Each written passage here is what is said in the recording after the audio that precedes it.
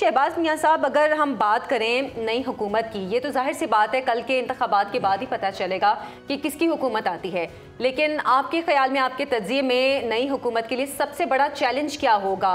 Economy बड़ा challenge है, पाकिस्तान की खारजा पॉलिसी बड़ा चैलेंज है, या अमन व अमान की सूरत हाल? आज भी हमने देखा 2 धमाके हो गए, इलेक्शन से पहले इस तरह का भी माहौल हम देखते हैं। सबसे बड़े चैलेंजेस क्या हैं नई हुकूमत के, जबकि IMF का जो दूसरी किस्त है वो भी मार्च में ख़त्म हो रही है और आगे कर्ज़ों की अदायगी भी शुरू होनी है?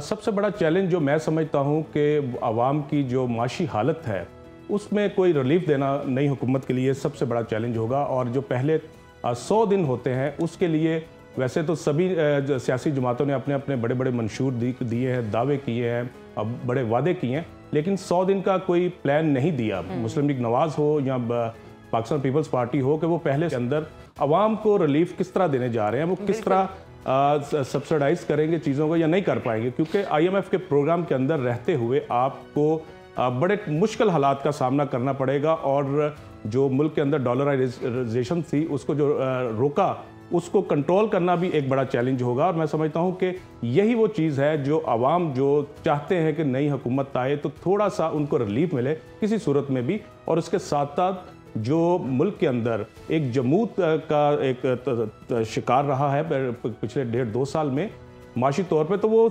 माशी सरगर्मियाँ किस तरह बहाल होंगी और लोगों का एतमाद बढ़ेगा और सरमाया जो है दोबारा जो है वो वापस लगना शुरू होगा। ये जो मंशूरों में बड़ी अच्छी बातें सामने आ रही हैं कि जी हम 300 यूनिट तक फ्री दे देंगे, 10-20-30 लाख घर दे देंगे आपको, रोटी इतने की कर देंगे, तो आपने तो बताया कि हालात इतने ख़राब हैं कुछ नहीं कर सकते। तो अगर ये आप ये गवर्नमेंट में तो कुछ कर पाएंगे? अच्छा देखें, कर सकते हैं। आपकी नीयत होनी चाहिए, विल पावर होनी चाहिए, और हुक्मरान की लीडरशिप का तकाजा यही होता है बुनियादी तौर पे कि वो कुछ करना चाहता है, आवाम को रिलीफ देना चाहता है, तो बहुत सारे रास्ते निकल सकते हैं मुश्किल हालात में रहते हुए भी।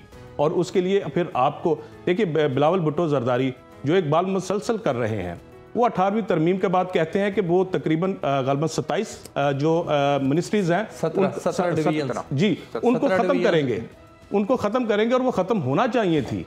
वो वफाक के ऊपर इतना बड़ा अभी तक बोझ क्यों है, जबकि सूबाई आपके जो खुद मुख्तारी दे दी गई और तमाम जो मिनिस्ट्रीज थी वो चली गई सूबों को, और पैसा उधर चले जाता। फिर एक काम के लिए 2-2 मिनिस्ट्रीज क्यों हैं? तो उसके वो इस तरह के अखराजात अगर कम करते हैं आप, और जो कफायश शुआरी की पॉलिसी है वो यकीनी तौर पे लाते हैं जी, मशीर और उसके बाद फिर शाही अखराजात, तो ये 2-2, 3-3, 4-4 हज़ार सीसी गाड़ियाँ आप तय कर लें।